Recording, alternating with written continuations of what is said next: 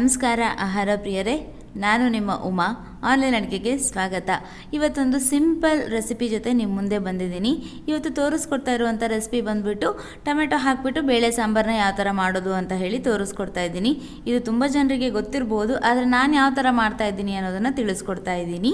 ಮನೇಲಿ ಯಾವುದೇ ರೀತಿಯಾದಂಥ ತರಕಾರಿ ಎಲ್ಲ ಏನೂ ಇಲ್ಲದಾಗ ನಾವು ಈ ಥರ ಒಂದು ಸಿಂಪಲ್ ಬೇಳೆ ಸಾಂಬಾರನ್ನ ಮಾಡಿಕೊಂಡ್ರೆ ಅನ್ನ, ಮುದ್ದೆ, ರೊಟ್ಟಿ ಎಲ್ಲದಕ್ಕೂ ಸರಿ ಹೋಗುತ್ತೆ. ಸೊ ಇದನ್ನು ಯಾವ ಥರ ಮಾಡೋದು ಅಂತ ಹೇಳಿ ನೋಡ್ಕೊಳ್ಳೋಣ.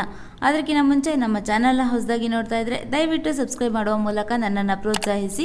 ಹಾಗೆ ಪಕ್ಕದಲ್ಲಿ ಕಾಣುವಂಥ ಬೆಲ್ ಐಕಾನ್ನ ಕ್ಲಿಕ್ ಮಾಡಿದ್ರೆ ನನ್ನ ಮುಂದಿನ ವಿಡಿಯೋ ನೋಟಿಫಿಕೇಶನ್ ನಿಮಗೆ ಬರುತ್ತೆ.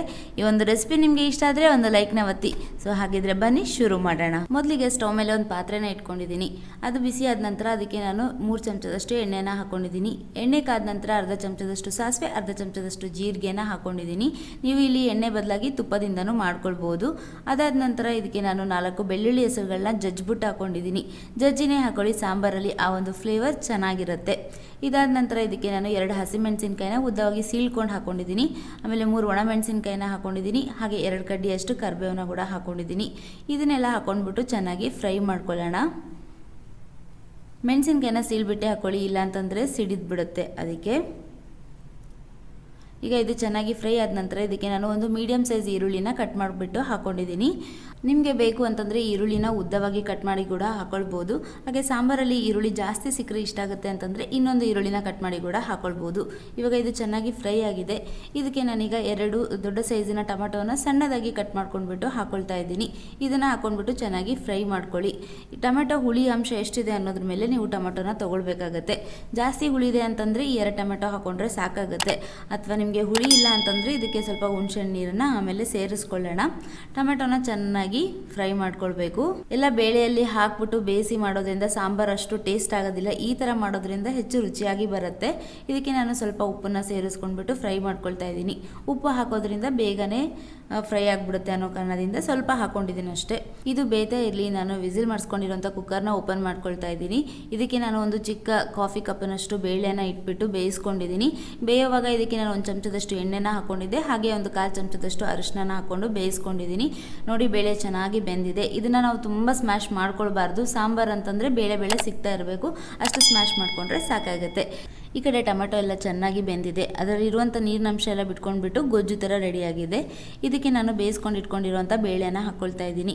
ಅದೇ ಕುಕ್ಕರ್ಗೆ ಸ್ವಲ್ಪ ನೀರನ್ನು ಹಾಕ್ಕೊಂಡ್ಬಿಟ್ಟು ಕೂಡ ಸೇರಿಸ್ಕೊಳ್ತಾ ಇದ್ದೀನಿ. ಸಾಂಬಾರು ಕನ್ಸಿಸ್ಟೆನ್ಸಿಗೆ ಎಷ್ಟು ನೀರು ಬೇಕಾಗುತ್ತೋ ಅಷ್ಟು ನೋಡಿ ಅಡ್ಜಸ್ಟ್ ಮಾಡ್ಕೊಳ್ಳಿ. ಸಾಂಬಾರು ಸ್ವಲ್ಪ ಗಟ್ಟಿಯಾಗಿ ಇದ್ರೇ ಚೆನ್ನಾಗಾಗುತ್ತೆ, ಮತ್ತು ಸಾರು ಥರ ತೀರ ನೀರಾಗಿದ್ದರೆ ಚೆನ್ನಾಗಿ ಅನಿಸಲ್ಲ. ಸೊ ನೋಡ್ಬಿಟ್ಟು ಅಡ್ಜಸ್ಟ್ ಮಾಡ್ಕೊಳ್ಳಿ. ಅದಾದ ನಂತರ ನಾನು ಒಂದು ನಿಂಬೆಹಣ್ಣು ಗಾತ್ರದಷ್ಟು ಹುಣಸೆಹಣ್ಣು ನೆನೆಸಿಟ್ಕೊಂಡಿದ್ದೆ. ಅದರ ನೀರನ್ನು ಕೂಡ ಹಾಕ್ಕೊಳ್ತಾ ಇದ್ದೀನಿ.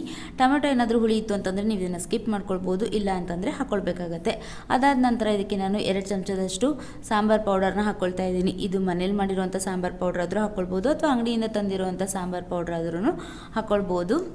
ಅದಾದ ನಂತರ ಇದಕ್ಕೆ ರುಚಿಗೆ ತಕ್ಕಷ್ಟು ಉಪ್ಪನ್ನು ಹಾಕ್ಕೊಳ್ತಾ ಇದ್ದೀನಿ. ನಾನು ಆಗಲೇ ಟೊಮೆಟೊ ಬೇಯ್ತಾ ಇರಬೇಕಾದ್ರೆ ಸ್ವಲ್ಪ ಉಪ್ಪನ್ನು ಹಾಕ್ಕೊಂಡಿದ್ದೆ. ಈಗ ನೋಡಿಬಿಟ್ಟು ಉಪ್ಪನ್ನು ಹಾಕ್ಕೊಳ್ತಾ ಇದ್ದೀನಿ.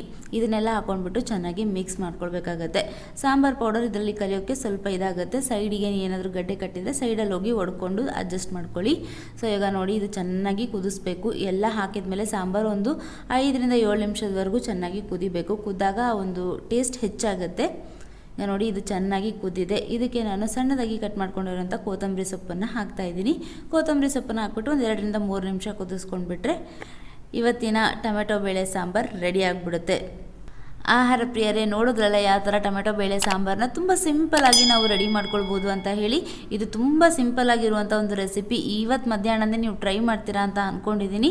ಇದು ನಿಮಗೆ ಇಷ್ಟ ಆಯಿತು ಈ ರೆಸಿಪಿ ಅಂತಂದರೆ ಒಂದು ಲೈಕ್ನ ಒತ್ತಿ. ಹಾಗೆ ನಮ್ಮ ಚಾನಲ್ನ ಹೊಸದಾಗಿ ನೋಡ್ತಾ ಇದ್ದರೆ ದಯವಿಟ್ಟು ಸಬ್ಸ್ಕ್ರೈಬ್ ಮಾಡುವ ಮೂಲಕ ನನ್ನನ್ನು ಪ್ರೋತ್ಸಾಹಿಸಿ. ಹಾಗೆ ಪಕ್ಕದಲ್ಲೇ ಕಾಣುವಂಥ ಬೆಲ್ ಐಕಾನ್ನ ತಪ್ಪದೇ ಕ್ಲಿಕ್ ಮಾಡಿ. ಮತ್ತು ಇನ್ನೊಂದು ರುಚಿಕರವಾದ ಅಡುಗೆ ಜೊತೆ ನಿಮಗೆ ಸಿಗ್ತೀನಿ. ಅಲ್ಲಿವರೆಗೂ ಧನ್ಯವಾದಗಳು.